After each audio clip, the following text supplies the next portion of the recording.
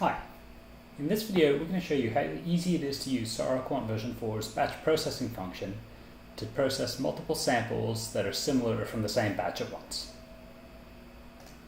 For this example, I've already processed the first sample of my batch and I'm reasonably happy with the results.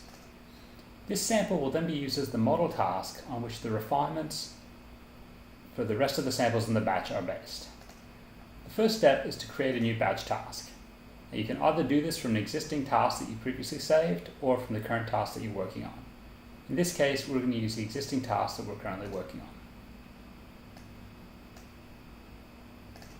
Now Siroquant allows you to have multiple clusters within a batch.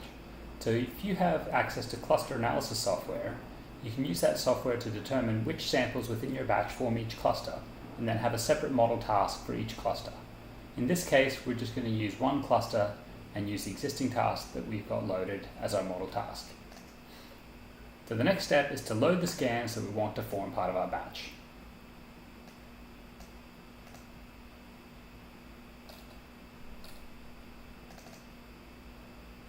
The model task was based on the scan 1mt.cpc, so the rest of the batch will use scans 2 through 16. Click OK, and then click OK. We now need to save the demo batch task in a directory.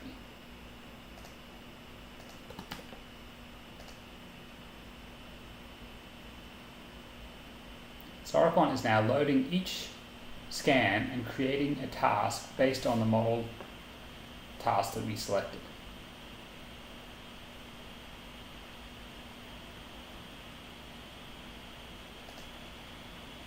So as you can see on the left hand side, we now have 16 scans. The first scan, which we saw previously, was the model task, and the following scans are just named scan 2 through 16.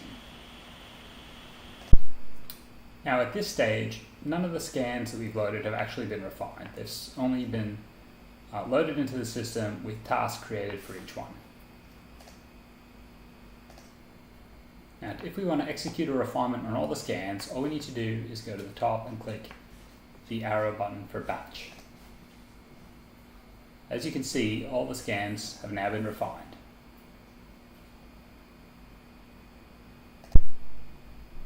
Now, a few points to note. Because every sample within the batch is actually a different sample, the fit will not necessarily be the same on every sample as it was on the model task.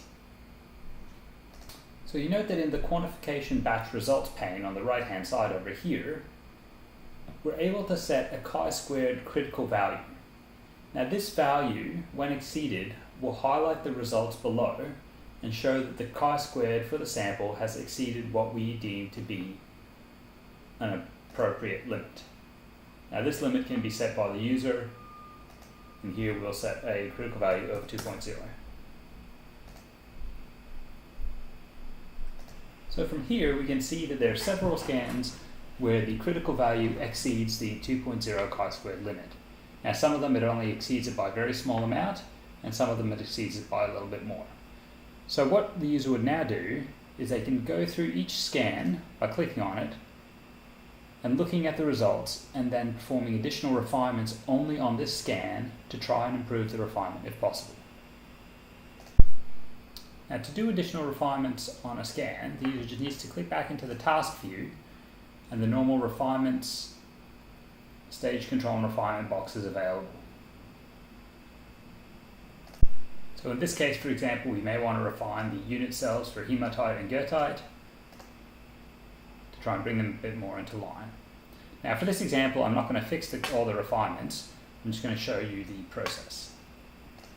Now assuming we were happy with this result, we could then go back into the batch task and click on any others where we deem the chi-square is too high. So once we've finished fixing these, we can then generate a summary results screen which shows the results of every task within the batch summary, as well as the weight composition and chi-squared for each one. So as you can see, the batch task function in Siroquant version 4 allows you to easily and quickly process multiple scans at once, saving the user time